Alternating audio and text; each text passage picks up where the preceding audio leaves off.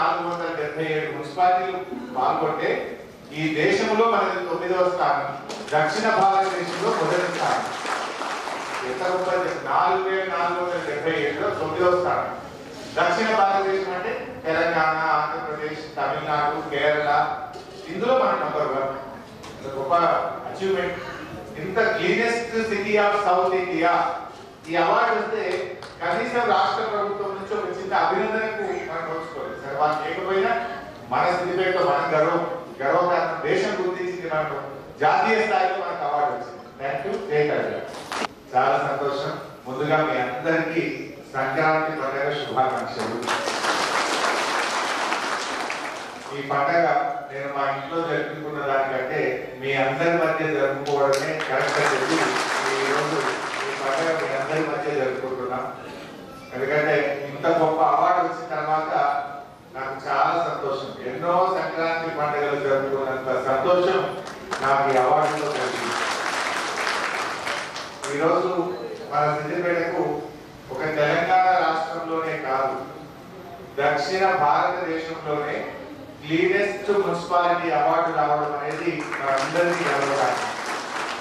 ఈ అవార్డు సిద్దిపేట ప్రజలకు, మా కార్మికులకు, మా కౌన్సిల్ సభ్యులకు అంకితం అని చెప్పి మనం చేస్తాము. ఇవాళ దేశంలోనే సిద్దిపేటకు పేరు వచ్చింది.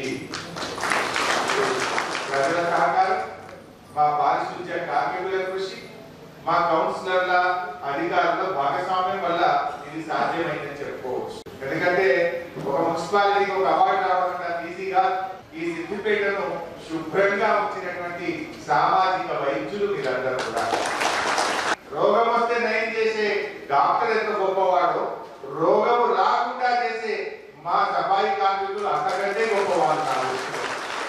అంత గొప్ప పని మీరందరూ కూడా చేసి ఇవాళ సిద్దిపేట పేరు దేశమంతా మారిపోయింది. చిన్న మాట కాదు, తెలంగాణలో కాదు, దేశంలోనే సిద్దిపేట మారుమోగించే విధంగా మరి భాగస్వామ్యం వహించిన ప్రజలకు, కార్మికులకు నా హృదయపూర్వకంగా శిరస్సు వచ్చి నేను కృతజ్ఞతలు తెలియజేస్తాను. నాకు అనిపించింది ఈ పండుగ మీకు కూడా అక్కజెల్లలాగా, మా తోబుట్టులాగా మీకు ఈ పండుగ పూట బట్టలు పెట్టి మీతో ఈ పండుగ జరుపుకోవాలని నాకు అనిపించింది. మనం అందరికి బట్టలు పెట్టి వచ్చిన దండం పెడదాం, ఇదే నిజమైన సంక్రాంతి పండుగ అని చెప్పి నేను చెప్పడం జరిగింది. 2023లో clean city of south India అంటే మొత్తం 22 అవార్డులను సొంతం చేసుకున్నది మన సిద్దిపేట. 22 అవార్డులు ఒక పట్టణానికి వచ్చినాయంటే ఎంత గొప్ప మాట. అంటే అసలు ఈ దేశంలో, ఈ రాష్ట్రంలో అవార్డు అంటూ ఇస్తే సిద్దిపేట పేరు లేకుండా అవార్డే ఉండదు. కానీ సిద్దిపేటకి అవార్డు వస్తే కనీసం ఒక ట్వీట్ కూడా, ఒక చిన్నపాటి అభినందన కూడా మనం వచ్చుకోలేకపోయినామంటే మన సిద్దిపేట మీద ఎంత పుల్లు ఉన్నదో, కక్ష ఉన్నదో అర్థమైంది కాదు. బట్ వాళ్ళు ఇచ్చినా ఇవ్వకపోయినా ప్రజలు మనం ఉన్నాం. అయితే కానీ సిద్దిపేటకి అవార్డు వస్తే కనీసం ఒక ట్వీట్ కూడా, ఒక చిన్నపాటి అభినందన కూడా మనం వచ్చుకోలేకపోయినామంటే మన సిద్దిపేట మీద ఎంత పుల్లు ఉన్నదో, కక్ష ఉన్నదో అర్థమైంది కాదు.